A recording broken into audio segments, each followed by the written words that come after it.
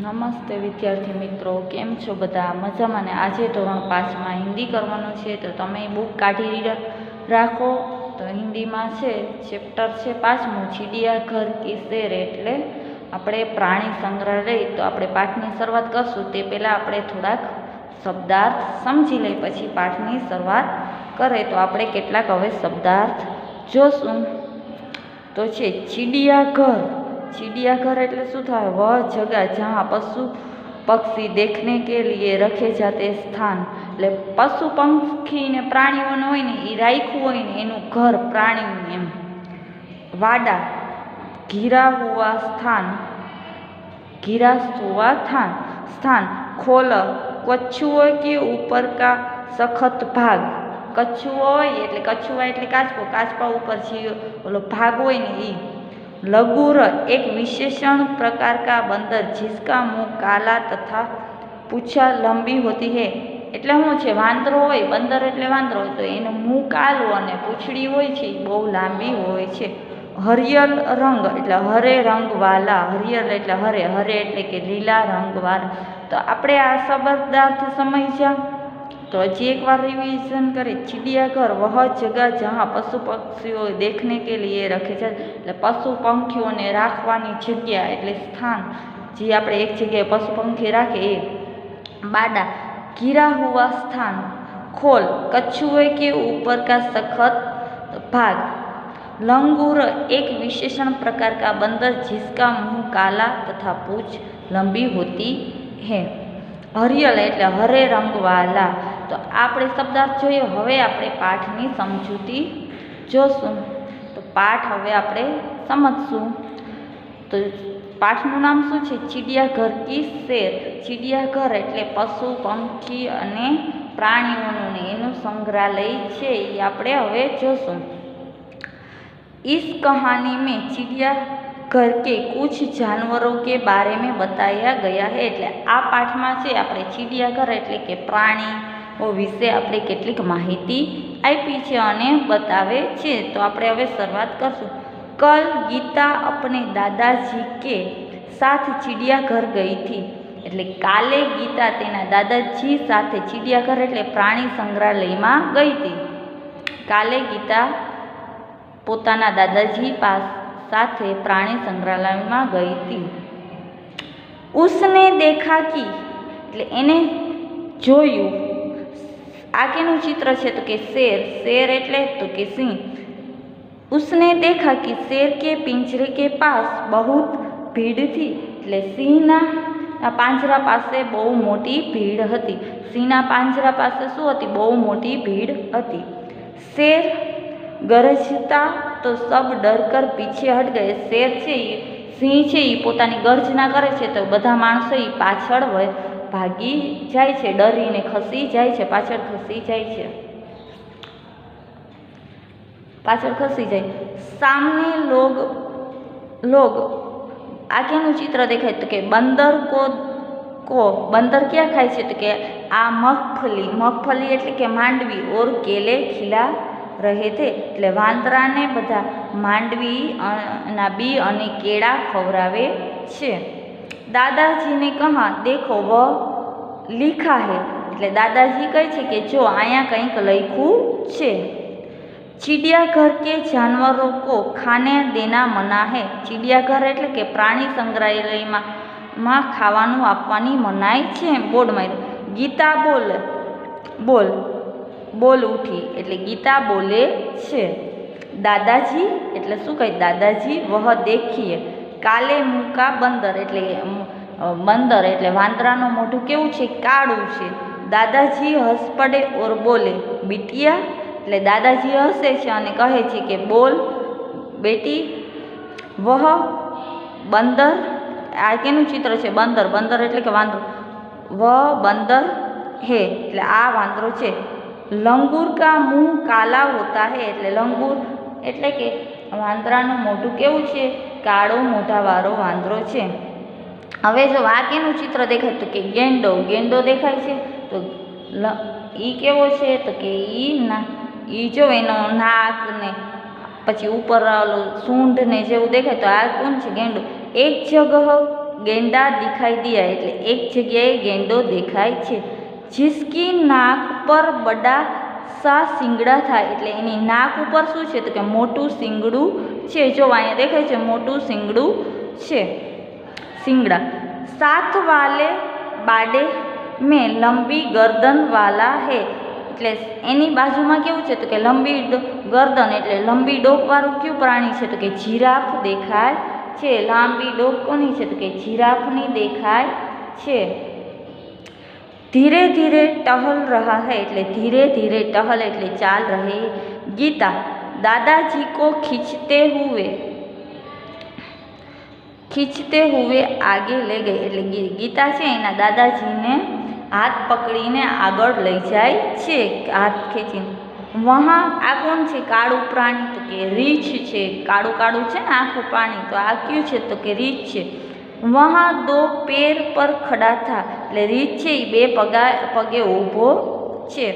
एक तालाब में रंग बिरंगीन मछली और એટલે एक तળાવ હોય છે એમાં કેવી માછલીઓ છે રંગબેરંગી હોય છે। और तर रही है માછલી છે એ તળાવમાં રંગેરંગી છે અને તરે છે। गीता ने दादाजी को दूसरी ओर इशारा करके दिखाते हुए गीता છે એના દાદાજીને ઈશારો કરે છે અને બીજી એક બાજુ કંઈક દેખાડે છે। दादाजी दादाजी गीता શું બોલે दादाजी दादाजी। वह देखिए पत्थर चल रहा है तो पत्थर चाले ना चाले। दादाजी उसे समझाते हुए बोले એટલે દાદાજી છે એ ગીતાને સમજાવે છે। बिटिया यह कौन है तो આગેનું ચિત્ર છે કછુઆ। કછુઆ એટલે કાચબો છે। बिटिया यह कछुआ है એટલે આ કાચબો છે। આગેનું ચિત્ર છે તો કે કાચબાનું ચિત્ર છે। जब उसे डर लगता है એટલે ગીતા છે એ બી જાય છે। तो वह अपनी गर्दन और हाथ पैर अपने खोले में छिपा लेती है એટલે ગીતા છે એ બી જાય છે તો આપણા હાથ અને પગ એ કેનાથી સંતાડી દઈ છે। ગીતા છે એ સંતાડી દઈ છે હાથ અને પગ છે એ ગીતા સંતાડી દઈ છે। खोलो उसका राक्षस है એટલે ખોલો એટલે કે એ એનું એક ખોલો છે એ એનું રક્ષા કરવાનું સ્થાન છે। ગીતા દોડકર આગે આવી એટલે ગીતા છે એ દોડીને આગળ આવે છે। એક बड़े तालाब में આ કેનું ચિત્ર છે તો કે બડે તલાબ में કોણ था તો કે મગર તैर रहा है એટલે એક તળાવ મોટું છે એમાં મગર તરે છે। આ કેનું ચિત્ર તો કે મગર છે। जैसे कि एक और કોણ છે તો કે એક ઓર મગર છે અને બીજી ઓર રે મગર છે। બે સાઈડ કેવા છે મગર છે એ મોઢું ફાડીને ખોલ્યું છે। મું ખોલાય એટલે મગર છે એ પોતાનું મોઢું ખોલે છે। गीता ने डरकर दादाजी का हाथ पकड़ लिया એટલે ગીતા છે એ બી જાય છે અને એને બી જાય છે ત્યારે તે ગીતા છે એ દાદાજીનો હાથ પકડે છે। कुछ और आगे एक बड़ा सा पिंजरा आता था तो થોડીક વાર આગળ જાય છે તો શું આવે છે મોટું પાંજરું આવે છે। उसने बहुत सी શું છે આ કેની છે તો આપણે ચીડિયા તો ગુજરાતીમાં તો તમને ખબર છે હિન્દીમાં કે શું ચીડિયા એટલે કે ચકલી। તો उसमें बहुत सी चिड़िया थी એટલે ઘણી બધી ચકલીઓ थी। કેટલી છે અહીંયા તો આપણે ત્રણ જ બતાવી 1 2 3 તો 3 ચકલીઓ છે એટલે ઘણી બધી ચકલીઓ છે। ગીતા ને ખુશી से તાલી બજાઈ ગીતા છે એ ચકલીઓને જોઈને રાજી થઈ જાય છે એટલે તાળી પાડે છે। और कहाँ वह देखिए हरियले એટલે કે લીલા કોણ છે તોતા એટલે કે પોપટ એટલે લીલા રંગનો પોપટ છે। જો દેખાય ને લીલા રંગનો પોપટ છે આ રહ્યો પોપટનો રંગ હરા એટલે કે લીલા તો હરિયલે એટલે લીલા રંગનો પોપટ છે। દાદાજીને કહા એટલે દાદાજી કહે છે। हाँ और उधर देखो એટલે આજુબાજુ જો એમ દેખો એટલે આજુબાજુ જો वह सफ़ेद वाला વિદેશી પક્ષી છે. આ છે એ કયું છે? તો કે વિદેશી સફેદ રંગનું પક્ષી છે. એ કેવું છે? તો કે વિદેશી પક્ષી છે. એટલે દાદાજી કહે છે કે હવે આ સાઈડ તું નજર કર, અહીંયા કયું પક્ષી છે? સફેદ રંગનું, એટલે વિદેશી પક્ષી છે. ઉસે કાતુઆ કહેતે હૈ, કાતુઆ કહેતે હૈ. કાતુઆ છે એ એક પક્ષીનું નામ છે, એ વિદેશનું પક્ષી છે. ગીતા ચહકર બોલી ઉઠી. ચહકર એટલે કે તે જોરથી બોલી ઉઠી. દાદાજી કુછ ચિડિયા તો હમારે ઘર કે પાસ ભી દિખાઈ દેતી હૈ. એટલે ગીતા કહે છે એના દાદાજીને કે અમુક ચકલીઓ છે આપણા ઘરે પણ જોવા મળે છે, આપણા ઘરની બાજુમાં દેખાય છે. તો આ રહી ચકલી. જેસે ચીડિયા એટલે કે ચકલી. ચકલી જો દેખાય છે, આ રહી ચકલી. ચીડિયા એટલે ચકલી. पिछले साल पिकनिक पर हमने बाग में नाचता हुआ. એટલે એ આગલા વર્ષે ગઈ હતી તો એને પિકનિક એટલે કે આગલા વર્ષે એ પ્રવાસમાં અથવા ફરવા ગઈ હતી. તો કે નાચતા હુઆ કોણ છે? તો કે આ કેનું ચિત્ર છે? તો કે મોર.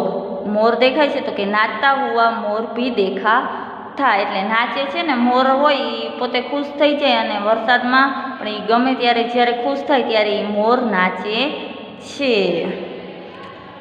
दादाजी ने गीता को बताया कि सबसे बड़ा पक्षी, सबसे मोटू पक्षी कौन હોય છે? તો કે ઓલું આ બગલો. બગલો એ નથી પણ આ બગલા જેવું જ છે એક પક્ષી. તો એ કહે છે કે આ સૌથી મોટું પક્ષી હે. વહ દેખો शुतुरमुर्ग के पेट की छाँव में खड़ा है. એટલે એક ઝાડ છે, શામવૃક્ષ છે, એ એક ઝાડની નીચે ઊભું છે. આ શામવૃક્ષ છે એ કેવું નહીં? તો કે એક ઝાડની નીચે ઊભું છે એ પક્ષી. હવે આપણે એના પછીનું જોઈએ તો એના પછીના ચિત્રમાં ક્યાં ક્યાં દેખાય છે પ્રાણીઓ? તો કે ઘણા બધા દેખાય છે.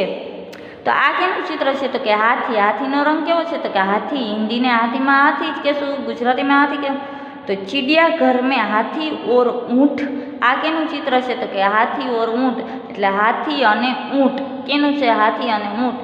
ઊંટ કી સવારી ભી કર સકતે હે. એટલે ચિડિયાઘર એટલે પ્રાણી સંગ્રહાલયમાં હાથી અને ઊંટ ઉપર બેસીને સવારી પણ કરી શકાય છે. સામને ખાલી જગ્યા. સામને આ કેનું ચિત્ર છે? તો કે આ શું છે? આઈસ્ક્રીમનું કોન. सामने कोन का एक ठेला. दादाजी ने अपनी लकड़ी, आ છે લાકડી છે, દાદાજીના હાથમાં લાકડી. दिखा टिकाई और गीता के लिए કોન ખરીદા. એટલે દાદાજી છે એ સામને જાય છે અને આ કેનું છે? તો કે ગીતા માટે આઈસ્ક્રીમનો કોન લઈ છે. ખરીદા એટલે આઈસ્ક્રીમનો કોન છે એ દાદાજી કોના માટે લે છે? તો કે ગીતા માટે આઈસ્ક્રીમનો કોન લઈ છે. અબ તક દોનો થક ચૂકે થે. એટલે બે જણા આખું પ્રાણી સંગ્રહાલય ફરી અને એ થાકી જાય છે.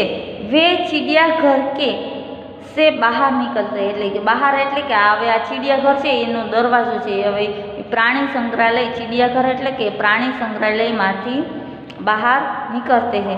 સે બહાર આવી તો આ કેનું ચિત્ર છે? બસ છે. તો કે બસ પકડી. ચિડિયાઘરથી બહાર આવે છે ને કોન ખાઈને પછી બસ પકડી.